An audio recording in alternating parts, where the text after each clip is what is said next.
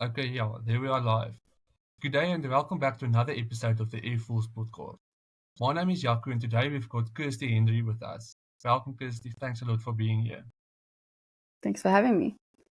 Uh, Kirsty, you're a real estate agent and I've come across your profile. Would you tell me about how you got started in becoming a realtor, your journey and the process for you getting there? Sure. Well, I mean, you don't wake up when you're 12 when they ask you what you want to be when you grow up and you say real estate. That's not at all it's not what you think and what you plan on for the future. So I used to work in the film industry. I studied production design. I wanted to be a set designer, prop maker. I'm an artist by nature and by skill. So that was the direction. And I worked in the film industry for a couple of years, but I got into special effects. So I did really cool boy stuff. We got to blow stuff up. We got to do all these really amazing things, go to amazing places. I worked with a phenomenal team. I was the only girl in the department as well, which was really cool. And then I met my husband, and he's a wonderful, wonderful man. And soon after that, I fell pregnant, and I physically had to stop my job because it was very physically demanding. And that was the end of my film career. So I had to make a very important decision to be family or film. And I chose family, which I'm obviously so happy about. And so I was at home for a while trying to figure out what to do while, I had my little one. And funny story, and I think a lot of agents are now following suit, is I started watching Selling Sunset. And I just thought to myself, if these girls can do it, why can't I? And it's something so similar to film because it's new locations every day, it's new sets, it's the unexpected, it's being ready to handle the unexpected, because what your shot list was for the day is not necessarily what the director decided, and you just had to make a plan on the spot. So I feel it's the closest thing to the film industry, except I can be there for my family. And I fell in love with it, and it's fitted so well with my personality. I love people, and you'll hear that a lot, but I genuinely have a soft spot for people. um, it's such a journey. Everyone's got a story, everyone's got a reason why they're buying, why they're selling. It's not all good. And it takes a special kind of person to be in real estate. So that's kind of how I got started. I made contact with a friend of ours, and her mother-in-law was handling a lot of the training at that specific agency at the time. And she laid down the most amazing groundwork. She told me, this is not Selling Sunset, but I think it is what you make it. I like to dress like Selling Sunset. Um, and yeah, so that's kind of how I got started, and I've loved it ever since. Okay. And what do you think is the most rewarding part of your job? Do you say when something is finally closed, the deal is closed, something is bought, something is sold? What did you say? No, I would say it's the honor. It's the honor of being part of this journey. It's such a big deal, and I think that's a big element that is not really taken into consideration by most, or not most, but many agents out there. It's not transactional. Yes, it's great to be paid. Yes, it's great to make commission, but the honor of being part of the journey. And like I said, it's not all good. Yes, there's the happy stories where they've got a family, they need to upsize, or they've had the family, they've got to downsize. There's also the 3Ds. It's debt, divorce, and death. And you, or me being as the agent, gets to be part of that. And it's not all good, but the honor of being trusted with their journey, that to me is the most rewarding. It's such a big deal, and it's exciting, but it's also, yeah, that to me is everything. It's huge. To be Uh, appointed to sell somebody's property is massive. okay, now you mentioned you have to be with people through all of those stages, being good, being bad.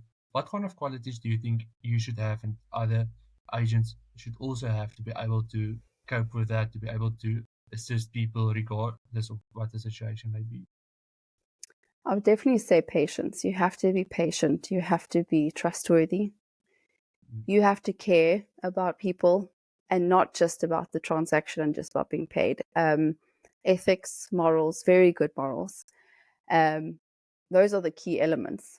But I think that true love for people, and that kindness and that caring, I think is a big role. And it's easy to read You can see that. You can see if somebody genuinely cares or if it's just transactional. That's And then, um, how do you think technology has impacted your career, has impacted the real estate career, especially with um, marketing, advertising? Because obviously social media is being used for a lot of the advertising, a lot of the marketing these days. I mean, everybody has social media. You use Instagram and Facebook and all that platforms for advertising. mm, So how do you think that has impacted the real estate and especially the kind of market that you are in? I'd say massively. I mean, now that I've been doing a lot more social media boosting marketing of my properties, you can see the difference. We get stats from the property portals weekly, and we can see how many views we've got, how many impressions we've made on a specific property, and it's minuscule. Whereas when I'm on social media and I'm marketing in that area, I am reaching up to 24, sometimes even more thousand accounts. And they're not necessarily all buyers, but every person knows a person. Everyone's Mm, connected. So I'm getting a much greater reach that way. Things have come along leaps and bounds from where it used to be. And Property 24 and private property and still are very powerful tools, but it's not everything. And relying just on that, putting the listing online and just sitting back and waiting, it's not enough anymore. We spend pretty much 98, I mean, I would say my time, 98% of my day is on my phone. And in between working, I'm scrolling, I'm looking, I'm watching reels. That's where my attention is. My day is on my phone. My phone goes everywhere with me. So I think using that, I mean, technology has just been so incredible, not only for our own timekeeping, for our record keeping, it's being able to market in a much better way, because who's buying properties now? It's our generation. It's the millennials. It's the youngest. I don't know if where Gen Z starts. I'm not sure if they're buying properties yet. I'm not sure where they start and where we end. I don't know, but it's our generation. We are buying and we are stuck to our phones. We know technology, so it's so beneficial. It's really, really beneficial. I do feel, and I do often think about this every now and again, how it used to be back in the day where your agent was your only source of information. And it would be nice to still have that, where you had the wealth and everybody came to you and it wasn't at their fingertips. So that is an element I would, if I could have that back or even experience that, I think that would be great. But going forward, everything's just social media, everything's just digital. So we want fast, we want now, we don't want to wait. So it's definitely benefited. We've moved with the times for sure. okay. And then uh, tell me about the process people normally use when they start looking for a house, the buying, even the mortgage, how they get the bond. Um, will you tell me more about the process and what first-time home buyers and homeowners would use and would need to enable them to buy a house? Yeah. Well, the first time buyers would definitely need to do their homework first. It's very, very important. There's no use starting the process until you know exactly where you are financially, where you stand financially, where you are qualified, your specs, your non-negotiables. So it's very important to do your homework first, to have the discussions. If it's just not just you, there's another person's opinion involved. What do you want? What is your non-negotiables? What is your negotiables? Having your financial um, your pre-approval done. All of those things are so important. So, and then also meeting with an agent, and I think that's a very forgotten element as well. I would say call up an agent and interview them first. Sit down, have the discussion, tell them what you want, lay everything on the table. How far are you? Have you done your pre-qualification? So that if you haven't, you can be guided correctly, because you don't have to know everything. There's a lot of information and you don't have to know everything. So going through the process, and then as you're going through trying to figure it out, it's an unnecessary process. Whereas if you have sat down, you've put everything out there, and then we start, it's much easier for you. It's much easier for me, because I know what you're looking for. I know who you are. I know what you've done, how far you are in your process, what we still need to do to get you ready. And then it makes the process so much easier. First-time sellers, it's also the same thing. Interview. My goodness me, it doesn't matter if you've sold 20 properties. You need to interview your agents. It's so important how often agents are just put on properties, but they don't necessarily do the best job. Or you might not even like them, but now you feel you're tied into the situation. So you must interview your agent first. Find out where they stand in the market. What can they offer you? Your first impression is so important as well. You will know instantly whether I would have a good impression on a potential buyer or not.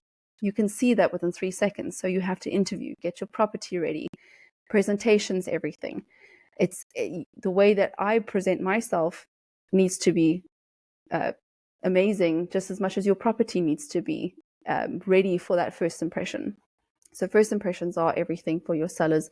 And also, again, when you buy a property and you sell a property for the first time, it's also a very different process. You're on the other shoe, you have the shoe on the other foot. So it's a different process that you haven't been down before. You haven't been down that road. So also important to sit down, have the conversation with an agent, find out what the steps are. How does it work? If you have 1,000,001 more questions after that, ask before you put your property on the market, because you don't want to go through the process, get an offer, and then you find out, oh goodness, but there's this cost, and then there's that cost, and then I have to do this. I didn't know about that. And then you find yourselves in sticky situations. So if you do your homework first, whether you're a buyer or a seller, we will eliminate so many issues down the road. So that's the best advice I could give for first-time buyers and first-time sellers, or actually anybody, second-time buyers, second-time sellers, wherever you are in your journey. Just know your home, do your homework, and know your agent, and employ the right one. All right. And then you mentioned that there's a process for the pre-approval and getting a mortgage loan. Do you know anything about that journey and that process? How is that going to work? How does that work? So there's a few ways that one can do it. I would recommend not phoning a call center at these big brands. I mean, the ones that you hear all the time advertised. Obviously, don't want to drop any names here. But it's best to use a recommended bond originator. You can use your bank. That's obviously fine. We always recommend using a bond originator, because when you have that person that can approach all 4 main banks, they can get you the best interest rate or the best deal. So I would definitely advise that you use a known, tried, and tested bond originator, because like any industry, you're going to get new people and inexperienced people, and you're going to get people that have been doing it for donkey's years. So my bond originator has been doing it for over 25 years. She's handled all of my transactions. She's always got the best deals for my clients, and I'm never disappointed because I know and I can trust her. Whereas you might not get somebody as good. Like any industry, you have the good and you have the bad. So rather go with somebody that knows, a tried and tested or experienced person to handle your bond application. And then also when you do put an offer in and you use a bond originator, the reason why it's the best is because when you've got your own bank, they already have your business, and they don't necessarily need to work as hard for your business because they already have it. But now imagine you dangle that carrot in front of all the other banks. That's when you start to see better deals. Everybody's financial situation is different. How you've handled your finances, what accounts you have, what debt you owe, what debt you've had in the past. Everybody's different. So you can't compare one to one. But they are able to get you the best deal based on your information, based on your finances. But they have the negotiating power, and they have the connections at the banks, especially if they've been doing it for 25 years. They know who to approach, they know what to say, and they know how to get you the best deal. So that's why it's always better to use a bond originator that's tried and tested. But again, interview your agent. The agent will tell you, who do you recommend? This is who I recommend. We've all got our people in our little spheres that we use, and there's a reason why we use them, because your buying of the property or your selling of the property is of utmost importance. So I need to know I have a good power team that works not only with me but for you. Okay. And then how would you say the current economic climate of South Africa is, maybe, I don't want to say degrading the property markets, or I would rather say making it a struggle for buyers to buy their first homes or to buy properties. How do you experience that? There's definitely been a decrease in your price range of 1.5 and below, because that's your first time buyer, your entry level at any sort of industry. You're only earning so much. When COVID happened and that 7%, it opened up a huge opportunity for your entry level to buy property, to get their foot in the door. So that was fantastic. Now, because of coming out of COVID, you've got everything that's increased. Inflation is massive. Cost of living is so huge. There is hardly anything, or if anything, at the end of anyone's budget at the end of the month. So if you've got nothing left, how can you buy property? So that price range has been affected a lot, and that has been predominantly where I've been working the last couple of years, has been first-time buyers. And there has been a significant decrease. The activities, the interest, the inquiries that we get, it's hardly anything. So the prices are having to be negotiated further down rather than up. Not always, but we are experiencing that. So that climate, this climate that we're in, it's difficult. It's so hard for somebody that's an entry level to get their foot in the door. So it's, if you can buy and you can do it now and you have the affordability, it's so ideal to buy now, even though it is expensive, because it's only going to get worse. And if you can do it now, you're not going to be able to do it when it increases. So buying now is so ideal if you can. The longer you wait, the more expensive it's going to be. Okay. And is there any other challenges except the financial challenges that people face when buying a home? What do you mean? Like what kind of challenges are you referring to? Because you said now a lot of them go through divorce or through debt, or is there any other challenges? Maybe uh, not financial challenges, rather I would say maybe psychological or emotional challenges, or things people need to get through, or emotional attachment to a place, to a home, um, not being able to sell it because of that. Is there any uh, challenges like that you're like experiencing and have to deal with? Well, I would relate that a lot to sellers and when it comes to pricing their property. So especially if you've got a home that they've lived in for many years, they've had their children have grown up, that house is filled with memories and emotions. And sellers can tend to sell emotionally, and they overprice it because of the emotion attached. So it's very difficult to bring it down to bricks and mortar at what the actual value should be, when they are valuing all those beautiful memories that they've had in their home, and it's so difficult for them to detach from.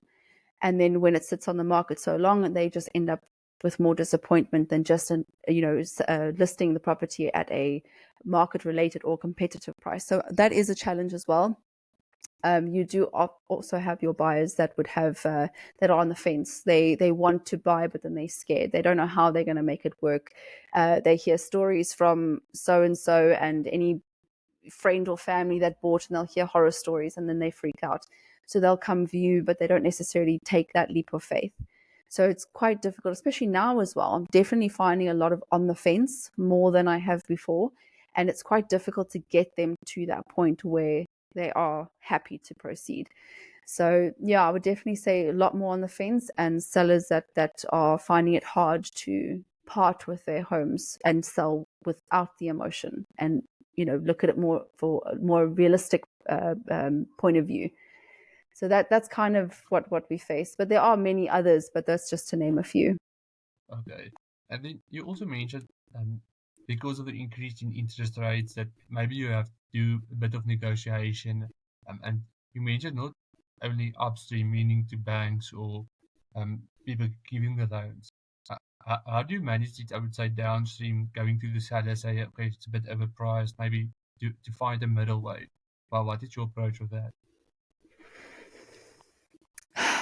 Well, it depends on how realistic your seller is. I mean, some Mm. some of them will have an idea in their mind. So first you'd find out what they're wanting, how much they want for their property. And then you sort of get an indication of where they see their properties valued at. Then you will come in with your facts, with your comparative market analysis. You'll see what has sold in the past 2 years, what's sold in the closest proximity, and at what price. So we use a lot of those elements to price counsel, if you will. Initially, off the bat, if we have a realistic seller, they will come to the party. If not, unfortunately, it means the worse for us, and I'll get to that in a second. So we'll use that comparative market analysis, and we'll show them, if that property was listed at 2.5 million, and you'll see it on Property 24, sold 2.5 million, but that's not what it sold for. You can only know that through us with our CMA reports to show that that was listed for 2.5, but it actually sold at 235. And there was a negotiation. It will show you how long the properties have sat on the market. So you can see that the ones that were overpriced in any given area, and how long it sat on the market and what price it actually managed to get at the end. So we'll use those tools if we don't have a realistic seller and they want us to list for a very unrealistic price, and they sort of back us into a corner where it's take it or leave it. This is what we want. We can only do our best, because at the end of the day, it's what they want. We can only come in with our experience and our facts. The downside to that, though, is when you put the property on the market that is overpriced, it's overpriced, that your network of agents, whether they're in your agency or not, also know it's overpriced. So if they're working with buyers, they're not necessarily going to bring that buyer to the overpriced property. Or if they do, they already know it's overpriced and will encourage a lower offer. So we try to put those facts and, all of these risks, all those elements towards any given seller, but it just depends on how realistic they are. And there are times where if we do list a property and we'll sit forever. We'll sit on the market forever, and unfortunately we start to look like the bad guy. And then they initially drop it down to the price that we recommended in the first place, but then we lose the mandate. So it's a very difficult situation to be in, but we can only do our best. We can only show and explain what risks come with overpricing, and if they still want to proceed, well, you just got to do your job and hope for the best. Do everything that you can to get it sold. Okay, and how do you do that kind of market analysis, the market research, to find out the values of the properties in the market and in the area? How do you do that, and how's that process? Well, we use an agent portal called CMA. There's also Lightstone that you can use that we as agents have access to. And like I said just now, you'll be able to see. So if I put in a 500-meter radius, I can see what properties have sold within that radius around that house.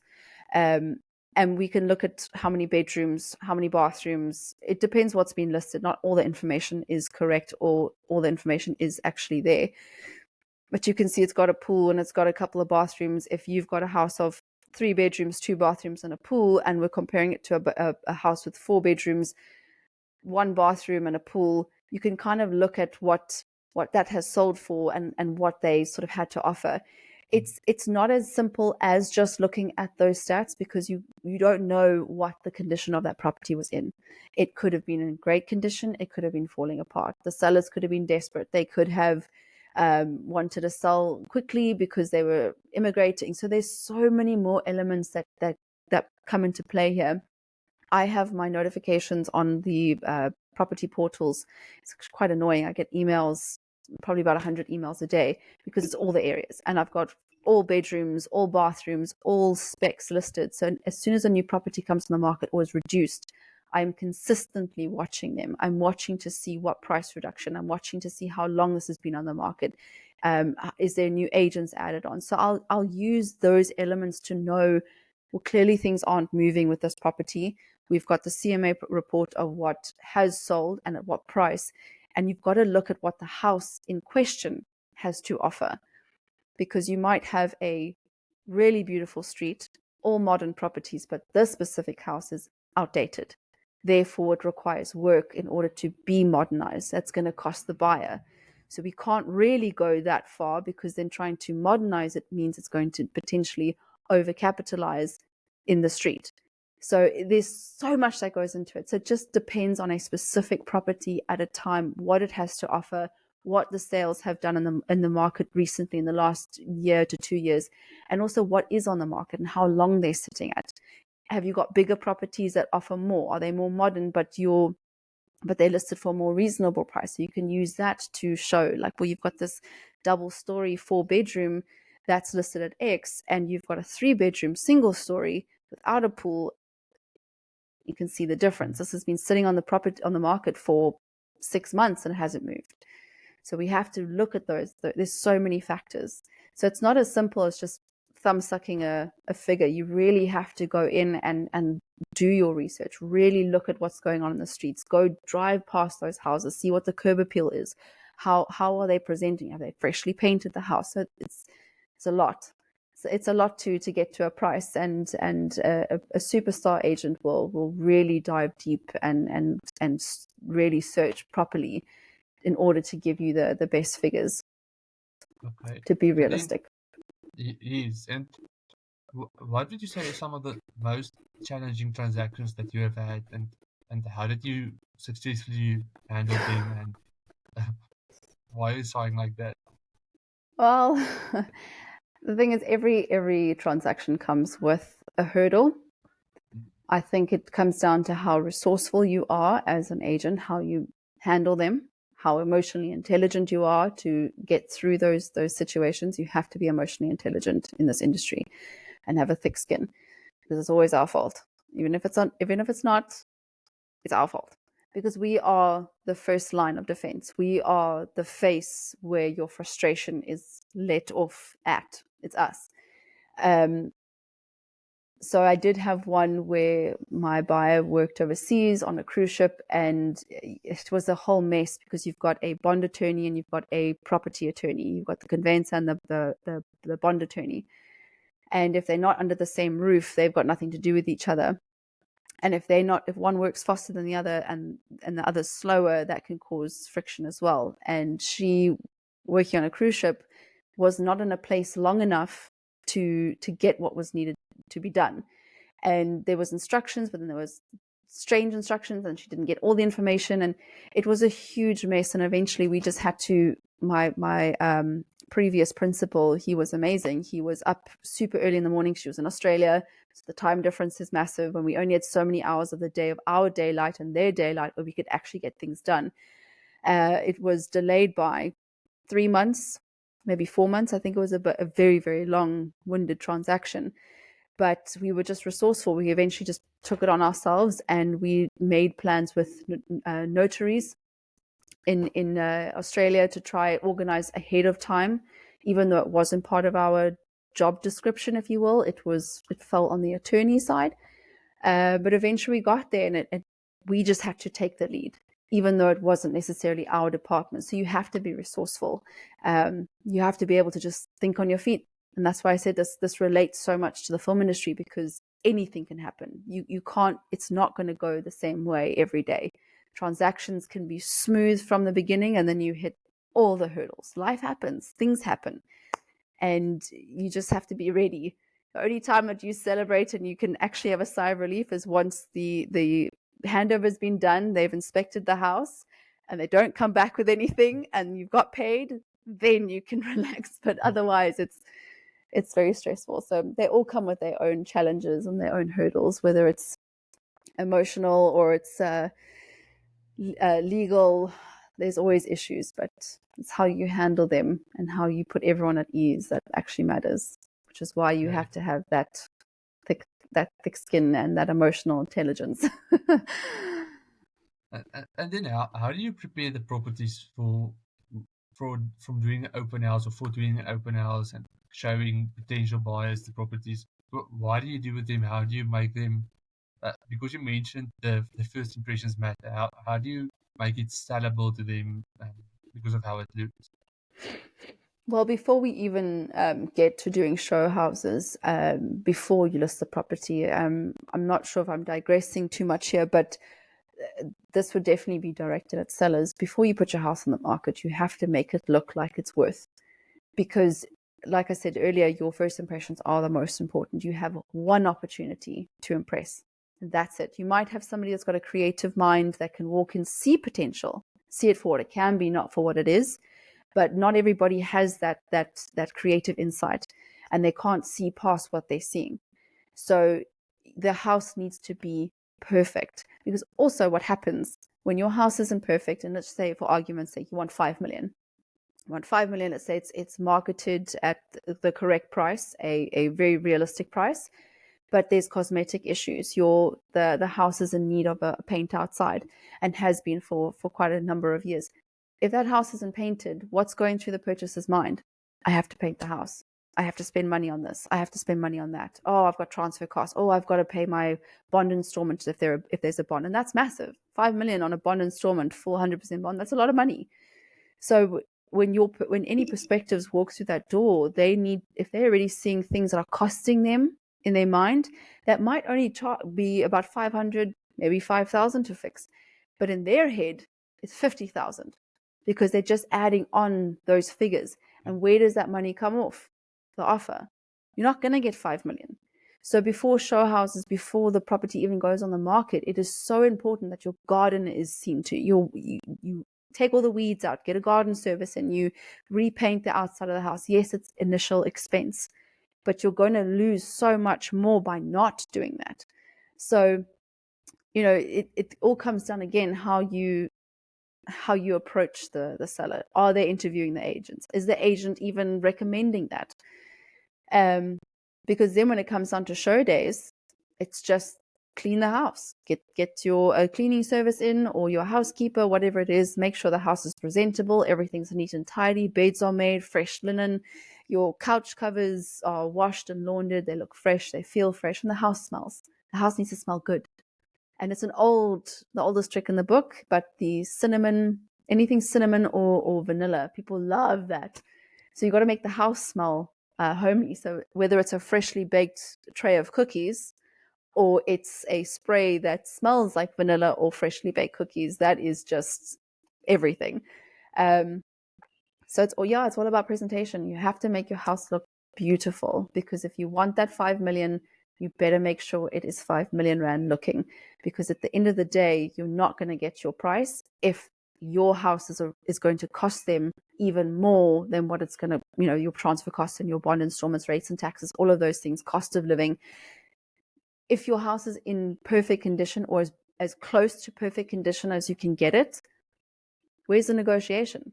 I can't negotiate on your 5 million price because there's nothing wrong with it.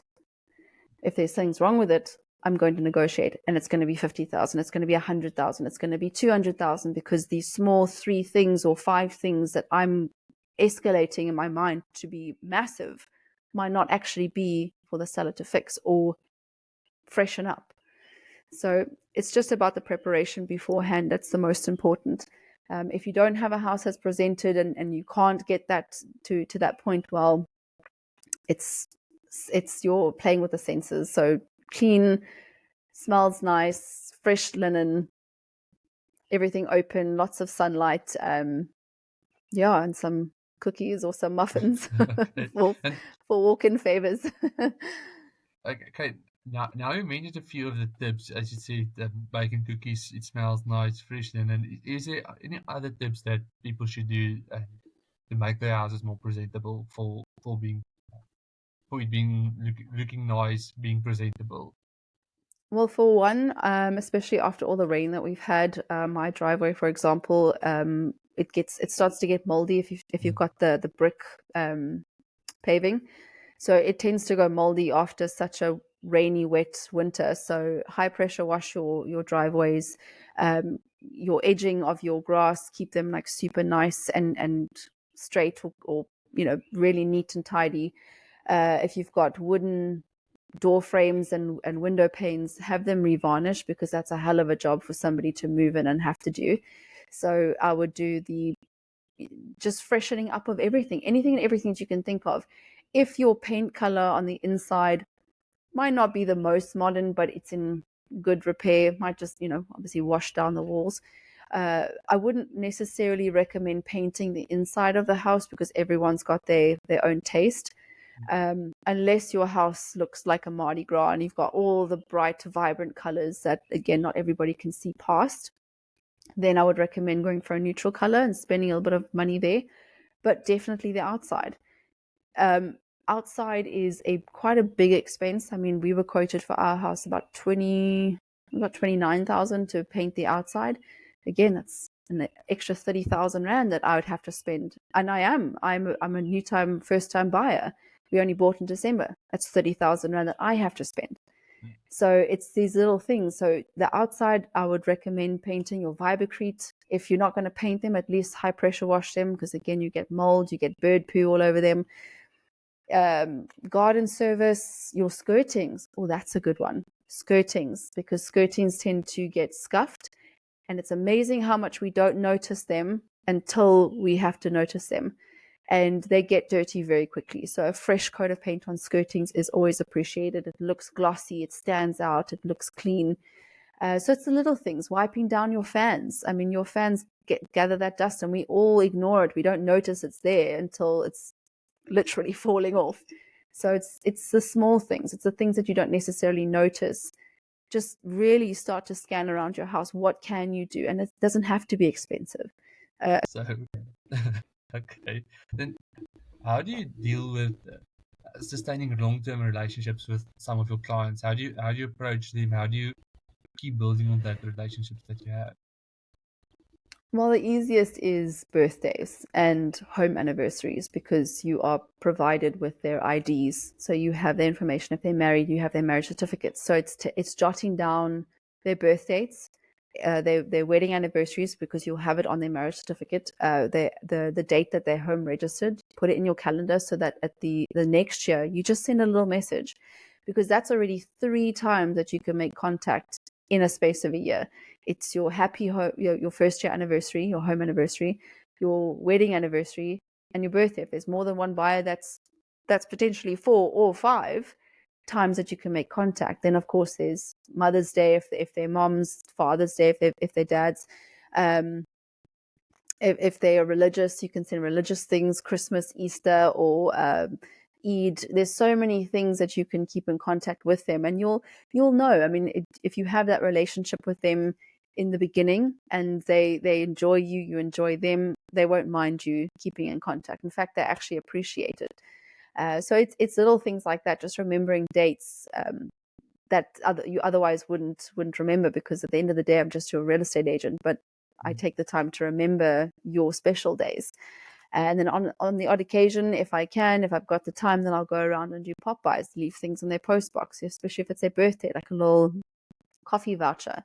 That's something that I've started to do now. Their local Vida or little coffee shop.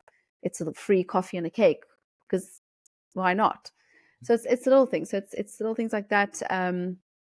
And then you find that also social media helps as well, because they follow you. If you follow them on social media, you follow them. You can sort of keep up to their life events, especially if it's their little one's birthday or they got a new car. More reason to congratulate and make that little connection. So that's kind of how I do it. Okay, and then how do you handle all of the legal kind of transactions? Because you mentioned earlier that there is a bond, a bond attorney, a conveyancer. I don't even know all of the things you mentioned, but how do you handle all of those, the legal part of the transaction? Well, from our perspective, the only thing that we actually need to know is our OTP. We need to know everything about what it's saying. We need to know all the risks, how to oversee those risks, and letting people What is an know. OTP? Oh, sorry, an offer to purchase Okay, or a sales continue. agreement. Okay. Speaking what's it, agent language here. Not everybody It's knows what fine. I'm talking about. So when I sit down and I do the OTP, offer to purchase, I don't care if you've bought 100 properties. I don't care if you've sold 100 properties. It doesn't matter how long, or how much you know already. I will make every single client sit down with me and go through the painful hour and a half process of explaining every single clause for clause, exactly what it's expecting of you as a seller and you as the buyer. You need to know your obligations, because at the end of the day, I never want to find myself in a court of law. And the only way to avoid that is to actually know what I'm talking about, and not just provide them with some documents for them to sign and carry on, because there's elements that you have to forward think. If this happens, This is your implications. If you are in breach, this is what could happen. It's the T's and C's. So that's the biggest thing that we need to do. We need to understand what our OTPs, our offer to purchase, is saying. We need to explain it to our buyers and our sellers. Once everyone's got to a point of agreement and we've got a happy seller, happy buyer, then it goes on into the hands of the conveyancer, which the seller has the right to appoint. Sometimes purchasers like to negotiate their own, but it's not always going to be the case. So whoever is appointed as a conveyancer, it then becomes their baby. They handle everything else. We are basically just there as the support throughout the process. We're there for guidance, for emotional support, any psychological support because it's stressful. But the legalities will fall with the conveyancer. But it's what happens before that is the most important, because what I put on that document has to happen. And the attorney has to follow what I have written down. So if I'm not thinking about things clearly, or if I'm not giving it anything enough thought, and I put X date and X condition, but it's contradictive and could actually cause either party to be in a situation that they don't want to find themselves in, I'm responsible for.